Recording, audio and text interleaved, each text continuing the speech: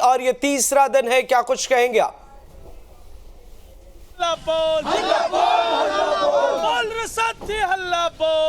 देखिए, सबसे बड़ी बात है कि आप इन छात्रों के आक्रोश को इनके आप नारों से समझ सकते हैं कि लगातार ये अपना नारा बुलंद कर रहे हैं, अपनी मांग बुलंद कर रहे हैं। पिछले 3 दिनों से ये धरना पर बैठे हुए हैं। और सबसे बड़ी बात मैं अमृत आपको बता दूं कि बिहार में देखा जाए तो लगातार जो युवा हैं, जो बेरोजगार हैं, वो अपनी अपनी मांग को लेकर धरना प्रदर्शन कर रहे हैं। अब ऐसे में ये समझना मुश्किल हो जाता है कि किसकी मांग क्या है, किसकी मांग क्या है, क्योंकि सारे जो लोग हैं उनकी यही मांग है कि नौकरी नहीं मिल रही है। दूसरी तरफ सरकार दावा पर दावा करती है कि हम तो 10 लाख नौकरी देने की तरफ बढ़ चुके हैं। तो आज हम ये जानने की कोशिश करेंगे कि इनकी क्या मांग है।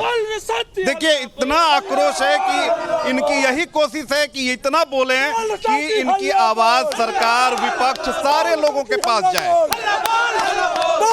हल्ला बोल, हल्ला बोल।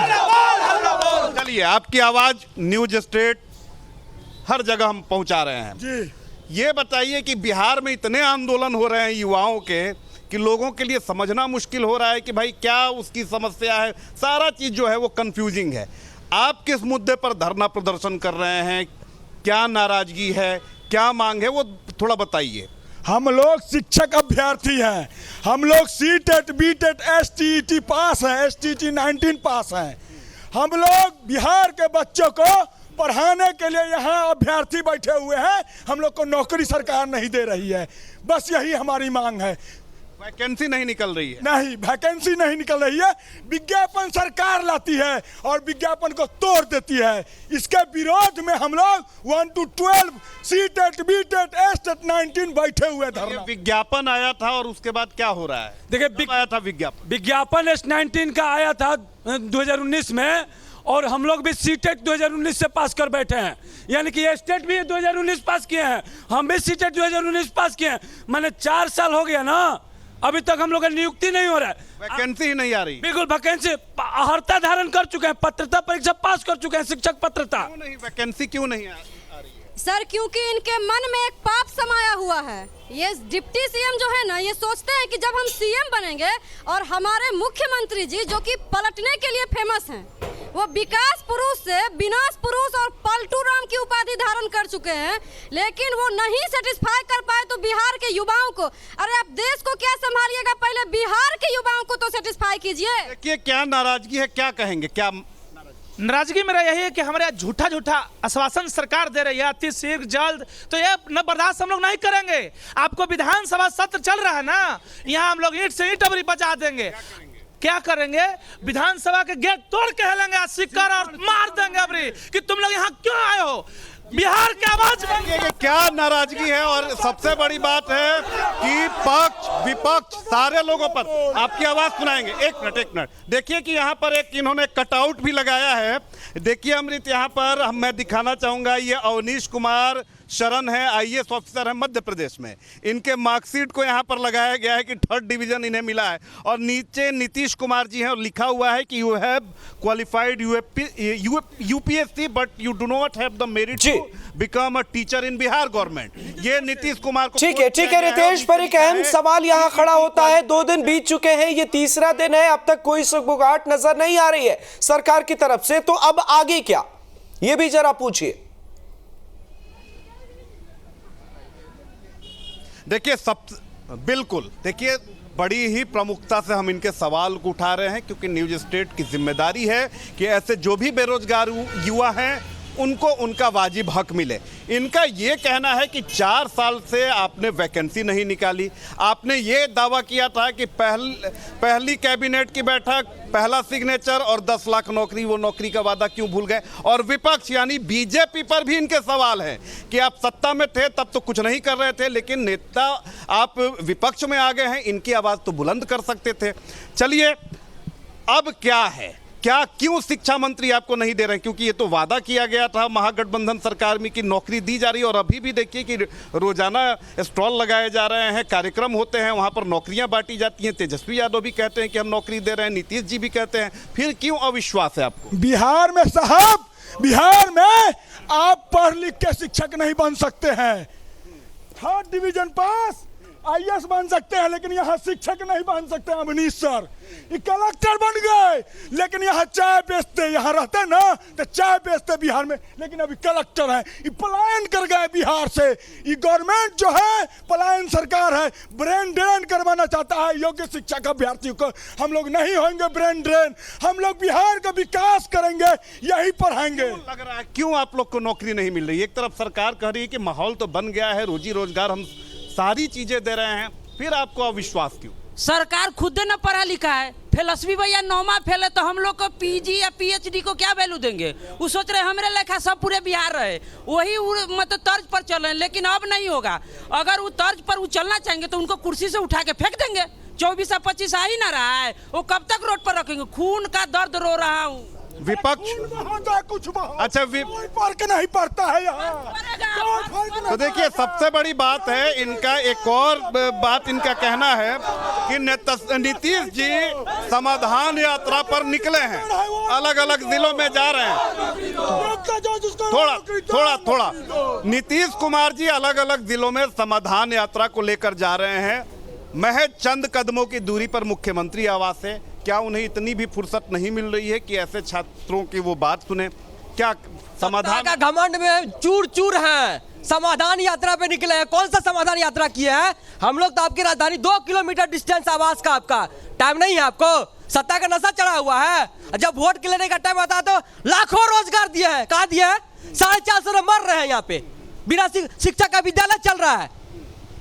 2000 मुख्यमंत्री से क्या मांग करेंगे? हम लोग नोटिफिकेशन चाहिए, जल्द से जल्द चाहिए, क्योंकि 4 साल से वो लावा दे रहे हैं, आज देंगे कल देंगे। पेपर में तो रोज निकलता है 2022 से हम लोग आंदोलन कर रहे, पर 2022 से बोल रहे इस बार आ जाएगा, अगले बार आ जाएगा। हम लोग सचिवालय जाते हैं तो वहाँ के मंत्री बोलते हैं, आइए सब बोलते हैं कि अब हमको नहीं पता आप लोग का साइन हो चुका है कि नहीं हुआ है। इस बार हम 7 मुख्यमंत्री तो महिला सशक्तिकरण की बात करते हैं, क्या कहिएगा? सर अगर महिलाओं को सच में वो सशक्त करने की बात करते तो आज महिलाएं रोड पे होती क्या? ये केवल एक शिक्षक अभ्यर्थियों का दुख दर्द नहीं है, इनके सरकार का हकीकत यही है कि ये सब कुछ में भ्रष्टाचार ला दिए हैं। अच्छा अभी कुछ दिन बिल्कुल रितेश, तो कहीं ना कहीं जो दर्द है वो सामने आ रहा है। रितेश जरा ये पूछिए कि क्या कल भी ये प्रदर्शन करेंगे, और साथ में ये भी कि इनकी अब आगे क्या कुछ होगी रणनीति? हुआ ही नहीं है, झूठ बोलते हैं। मनहूस शिक्षा मंत्री है, कुछ ऐसा नहीं है। 7वां चरण जल्दी से जल्दी। मनहूस है। क्या आक्रोश है कि जो लड़के हैं वो छाती पीट रहे हैं, 4 साल 5 साल से जॉब के लिए इंतजार कर रहे हैं। हम हाँ ठीक है। एक सवाल ये है कि ये आंदोलन 3 दिवसीय था, सांकेतिक आंदोलन था, आगे अब आप लोग क्या करने वाले हैं? हम लोग जन सैलाब उमड़ेगा, विधानसभा नहीं चलने देंगे, ताला बंद कर देंगे, या हमको ताला बंद कर लो या विधानसभा में ताला बंद कर देंगे। यह आंदोलन नहीं, चेतावनी है सरकार के लिए कि आपको वार्निंग दिया है कि दे दीजिए विधानसभा सबसे पहले, न तो नतीजा भोगने के लिए तैयार है सरकार।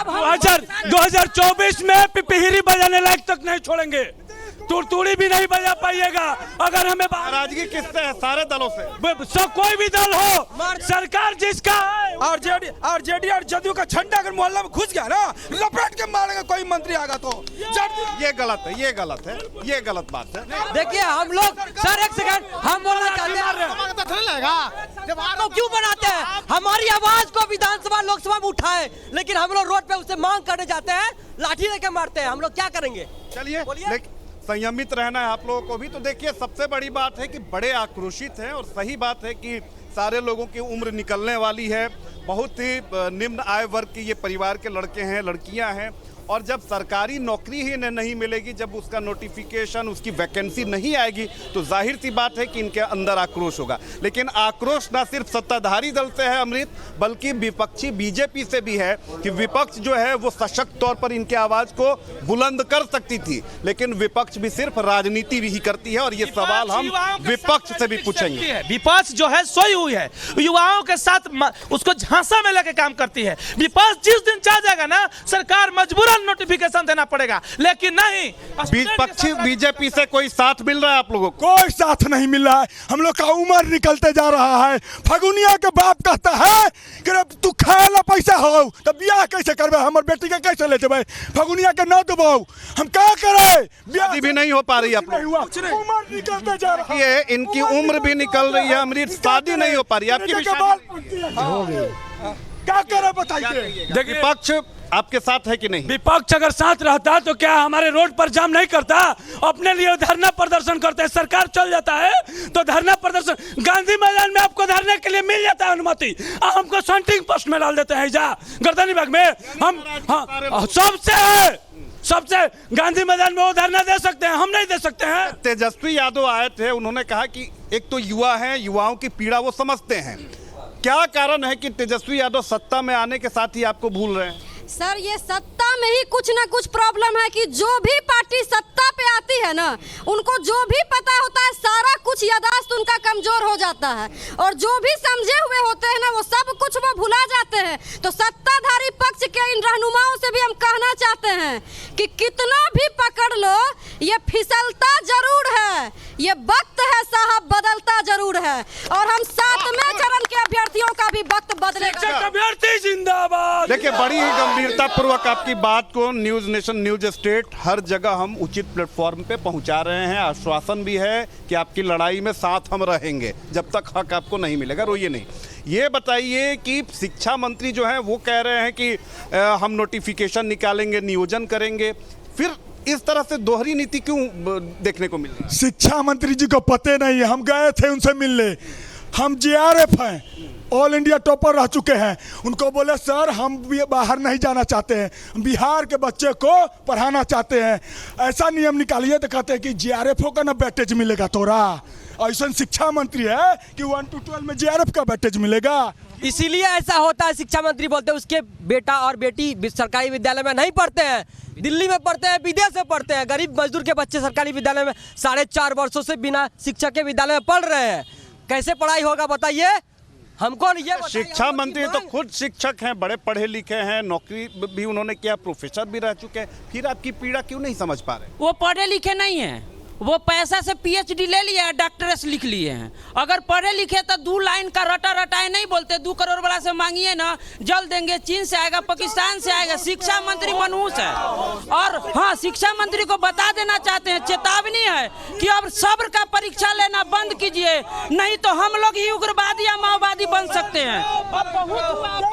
शिक्षा मंत्री जी और साथ साथ मुख्यमंत्री, उप मुख्यमंत्री महोदय सभी को हम कहना चाहते हैं कि अगर सच में है कि आप सत्ता में आप चाहते हैं कि बिहार के बच्चों को गुणवत्तापूर्ण शिक्षा मिले, तो सबसे पहले आप सरकारी स्कूलों में गुणवत्तापूर्ण शिक्षा दे दीजिए, क्योंकि सरकारी स्कूल में गरीब गुरबे पिछड़े के बच्चे पढ़ते हैं। अगर वो पढ़ लिख जाएंगे तो हर स्तर पर अपने अधिकार को जानेंगे। जो आप शराबबंदी का ढोल बीट रहे हैं कि शराबबंदी होना चाहिए, लेकिन वो शराबबंदी उस दिन सही हो जाएगा कि जिस दिन वो शिक्षा प्राप्त कर लेंगे तब ने उसके जो आप लोगों ने जनता दरबार भी लगता है, डिप्टी CM भी अपना दरबार लगाते हैं, कभी वहां पर अपनी शिकायत नहीं रखा? सिर्फ उसमें ये टैगलाइन विषय रहता है, सीटेट ये 7वां चरण का रिजेक्ट हो जाता है, ऑनलाइन होता है उसमें सर, पता है उनको, ऑनलाइन रिजेक्ट हो जाता है। हम लोग के साथ ऐसा व्यवहार किया जाता है, लगता है हम लोग आंदोलनकारी नहीं, हमने आतंकवादी पर फोन किया है, कई बार बोला है। उन्होंने बोला कि समय दिलवाएंगे मिलवाने के लिए। CM आवास को जो नंबर है, टेलीफोनिक नंबर, उस पर राज्यपाल महोदय को भी फोन किया है,